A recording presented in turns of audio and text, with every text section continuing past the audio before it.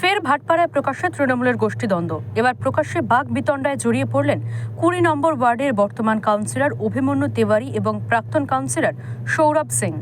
উল্লেখ্য, এই সৌরভ সিং এবারের সাংসদ পার্থ ভৌমিকের নির্বাচনে এজেন্ট ছিলেন। এছাড়াও তার আরেকটি পরিচয় আছে, তিনি অর্জুন সিং এর ভাইপো। সৌরভ সিং দাবি করেছেন, এলাকার এক ব্যবসায়ীকে তিনি ১০ লক্ষ টাকা ধার দিয়েছিলেন ২০২০ সালে, আর সেই টাকা চাইবার জন্য গিয়েছিলেন তিনি। কিন্তু সেই সময় সেখানে চলে আসে বর্তমান কাউন্সিলর অভিমন্যু তেওয়ারি এবং দুজনে প্রকাশ্যে তর্কাতর্কিতে জড়িয়ে পড়েন। এই প্রসঙ্গে সৌরভ এলাকার কাউন্সিলর অভিমন্যু তেওয়ারির বিরুদ্ধে একাধিক অভিযোগ করেন। সমস্ত বিষয়টি তিনি পার্থ ভৌমিককে জানিয়েছেন বলেই দাবি করেন। কি করে প্রদ্যুৎ পাল আমার থেকে 10 লাখ টাকা নিয়েছে, ঠিক আছে? 20 লাখ, হ্যাঁ 20 সালে প্রদ্যুৎ পাল 20 সালে নিয়েছে। এই 10 লাখ টাকা বিজনেস জন্য নিয়েছিল, ক্যাশ টাকা। তারপরে কি করেছে, এর সঙ্গে গুলুয়াজ এফআইআর করেছে। মামা ভাগনা সম্পর্ক, ডেলি ফাঁড়িতে এইখানে এসে মদ খায়, সবাইকে খাওয়ায়। এখানে এসে মদ খায়, সবাই খাওয়ায়। এইখানে কাউন্সিলর যে আছে, এই টাকা নিয়ে ওর সঙ্গে সব সারা গল্প করেছে। ওর সঙ্গে আপনি জানবেন এখানে ইএসডি আছে, 507 ইএসডি, ওইখানে মাল সাপ্লাই হয়। ওইখান থেকে 5,000 করে সব প্রত্যেক গাড়ি থেকে কাউন্সিলর খাচ্ছে।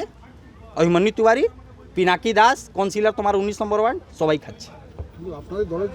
দলের আছে, ঠিক আছে, আমি বলছি না। দেখুন, দলের আমি তো জানি না, আমি সাংসদজিকে জানিয়েছি। যদি আমি তো এক্স কাউন্সিলর এখানকার, আমার ছেলেকে তো কেউ করতে পারবে না।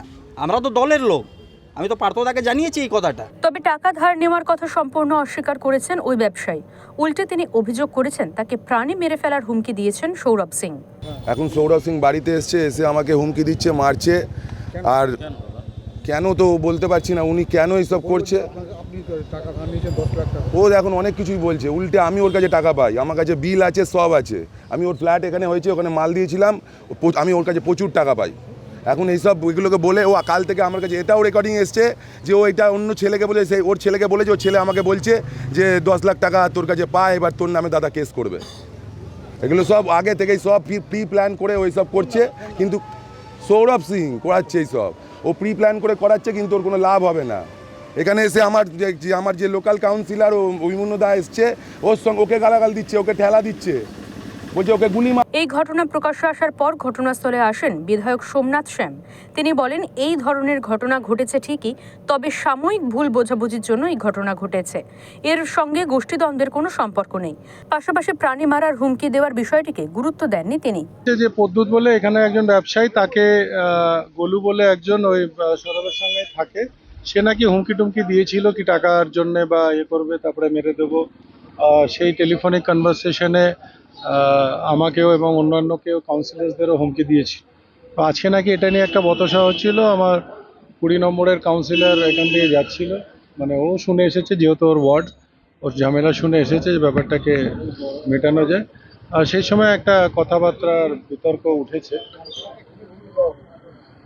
এখন দেখুন, অভিমন্যু তেওয়ারিকে তো শুনলাম, উনি বললেন যে আমাকে বলেছে 4 গুলি এই মারবে। যারা বা যে বলেছে, বাচ্চার মতন কথা বলছে, ঠিক আছে? গুলি বোমটা জানে না, খুনটাও জানে না, বলতে হবে বলে দিয়েছে।